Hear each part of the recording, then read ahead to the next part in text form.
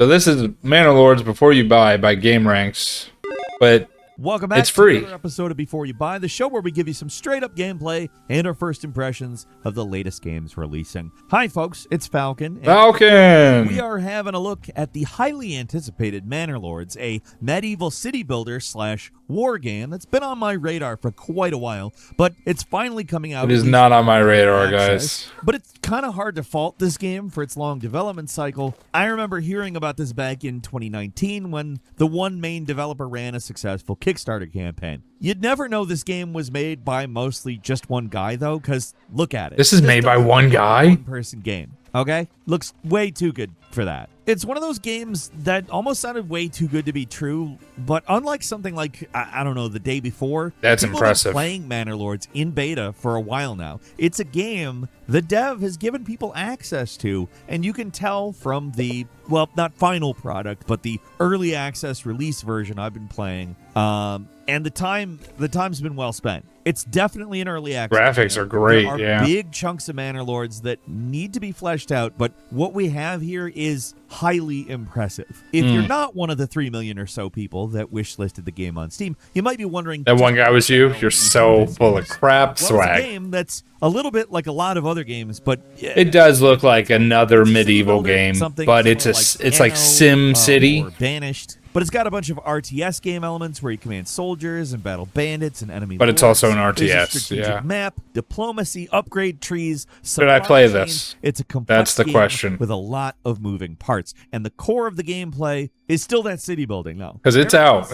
I can play this Spice. today. This isn't Total War. You're not building those gigantic armies. I would that suck so all bad the at playing time. this game, dude. Combat's pretty infrequent, and the game's not like a paradox. I used to play Lord of the Rings, Battle for Middle-earth, It's not a full-blown medieval and then I played the second one. Grand strategy elements. It's a city builder, pure and simple. The focus here is building a town.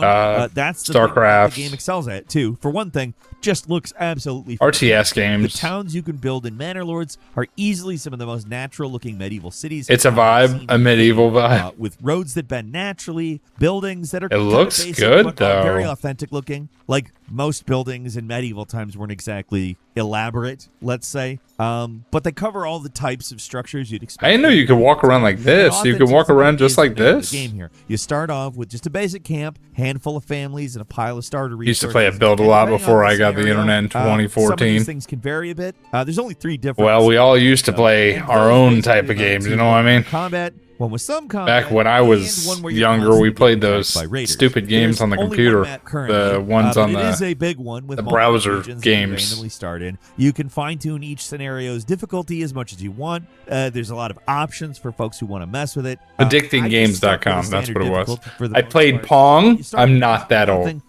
Just a pile of wood, some tools, a few loaves of bread, and a dream. Sims 1. From there, Yeah. you need to build houses, Herbs. called Sims in the birch city. plots, and That a was my woodcutting jam. station. You probably want to buy another ox. They're necessary for moving logs around, and one of those early game bottlenecks that can really slow you down if you don't. Cool invest math games. early. Without a tutorial, the game's a little disorienting at first, especially for somebody not accustomed to this kind of game. Building roads is free, and it's important that We used to play on stone tablets? to make Okay. them easier to access and improve efficiency. Starting out, you're also going to need some. I love how pick Pud priorities chuckles in to your herself child over game. there. Because everybody When she hears you guys it's not like there's a beat clowning on me. PDs down the road. So you assign villagers tasks by simply clicking on a building and assigning the job to somebody, and they'll most likely just do it without any issues.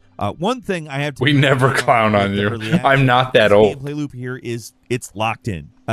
There's a lot of stuff that is And to play missing. with pepper I'll and get salt into that flakes. a little bit later, but the villagers get around and do their jobs mostly without issue. If there are bottlenecks, they mostly make sense, and in general, the game does a good job easing you into the experience without constantly tutorializing you. It isn't perfect, unfortunately, but also obviously. I would It's an suck early so bad access at this game. No game, I'll even be in its honest. final finished state, is typically perfect. But the alert pop-ups and warnings you get sometimes, they'll get locked into the screen well past Oh, I the don't point like where that. Resolve whatever issue they're talking about. The help menu is actually pretty inadequate. There's not really any information here. So you're starting out and you're wondering how you actually get regional income, and the help menu does not do anything to explain it to you. Your main goal in the early game, though, is to get more people to move in and upgrade your burgage plots and increase your town level, which allows you to unlock additional upgrades. A simple and satisfying system. And all the upgrades that are in the game have direct and obvious benefits, but most of them are locked in early access.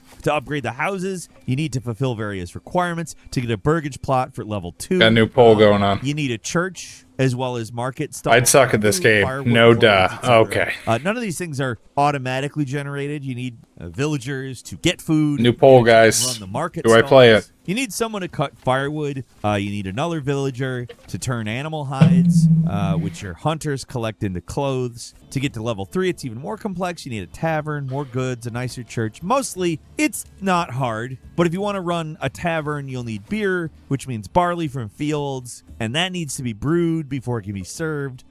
These resource chains are common. It's on PlayStation. I don't have. It's a little more tactile here because I don't have a PlayStation. Done by a villager. The supply chain. We only we'd play it one time. If we did play it, it would be like a one thing, a one-off screen in, I guess, real time. The burgage plots are one of the most impressive things of the game. Unless I like it. Them like most other RTS structures. And we continue to lay out a SimCity-like zoning district. I told you, SimCity. I knew this reminded me of that. Houses you build. Give it more room for a backyard. I tried to play SimCity the other day. She said it was terrible. Chicken coop or a family farm, up to a Fletcher and armorer shop. It's a complex system that still manages to be like really intuitive, and that's how I would describe a lot of the stuff with this game. It all starts off simple enough, but as the game progresses, the requirements of the supply chain, they get more and more complex. At least with the early, I forgot about that Digimon game. Overwhelming, but it can require a certain amount of micromanaging when you're constantly assigning and unassigning villagers to different tasks in order to collect the. I don't even remember how that game went. At least they're pretty quick about it. If you're not sure what a villager's doing, the game gives you a clear way to see where they are, what their current action is, etc. But it would be nice for a proper logistics. We got Metal Greymon and quit. That's true. Having to hunt down for all the job buildings and everybody says this is a really good game. Does get tedious after a while, especially when your city starts to get big and you're dealing with dozens of families. It's far from a deal breaker. The UI is otherwise really readable, very intuitive, dare I even say somewhat pleasant, but there is some quality it looks easy to that control. Is missing in Manor Lords that are generally common features in city builder games, at least at this point. If you want to bypass a lot of that busy work, you just use the trading post. You can trade resources for cold hard cash and just buy the stuff you need, which is honestly a lot easier with certain things, but maybe a little too easy sometimes. Probably the most tedious and difficult part of the supply chain is equipping your armies. Soldiers need multiple pieces of equipment to function, and they all need to be built or bought for every single guy in the entire friggin' army. Just building up a single unit is expensive in of itself, and when your boys are mustered, they're not working around town, which slows everything down. There's a lot of other little mechanics here and there that keeps things interesting. You get supplies stolen by raiders unless you deal with their camps. There's disease, so villagers can get sick. What? Very diet. I would taxes suck. And policies you set There's up. no way. Approval ratings that affect overall happiness. Seasons and crop growing that have, well, complications of their own. The second the game puts like a disease or something against me, I would just, everyone in my town would die. And I wouldn't be able to save anybody. It would be over. I feel overwhelmed. And that's impressive. I'd be overwhelmed right there. You got a fire going on. I mean, there's just a lot of stuff in this game that if it weren't handled as well, would be overwhelming. And then there is combat. I'm glad combat is here. I think it adds a layer of danger to the rest of the game that most city builders lack. But as the developers have made quite clear, it is not the focus of the game, like not by even a long shot. You're not engaging in these epic clashes of armies. The largest army I've seen had about 4 or so separate units, which means like 100 plus guys. But most Total War games have army counts that easily go into the thousands. There is still some tactical depth. Obviously, every unit has stamina, which is depleted by marching. The lower the stamina, the lower the combat effectiveness. So it's something you try to keep a close eye on.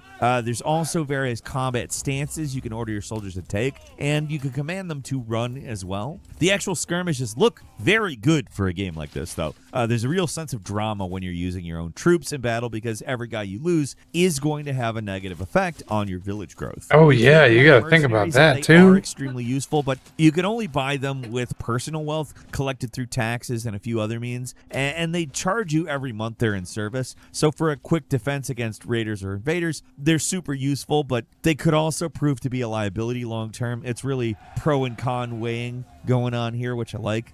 Manor Lords is a game that is surprisingly easy to jump into, even lacking a proper tutorial. The standard game is gentle enough that you could still make a few, or even, in my case, quite a few mistakes and still do okay. All right, fair enough. Feels, pretty complete in a lot of ways, but it is also, in others, absolutely an early access game. I've mentioned a few things the game is missing already. Tutorial, a proper help section. There's You don't like Falcon, bro? Mostly unfinished, but that isn't all. Diplomacy is really bare bones at this point. The Falcon is taxation dope. system is probably going to get reworked because there's a tax house you can build, but it currently doesn't do anything. There's placeholder images and text all over the place. If you're looking for a complete experience, It's you're not going to Falcon find it from with Game Manor Ranks. Lords. You can tell just a lot of stuff is missing. But to the game's credit, what is here is incredibly solid. I encountered almost zero bugs other than some messed up pop-ups. And again, I want to reiterate that this is a game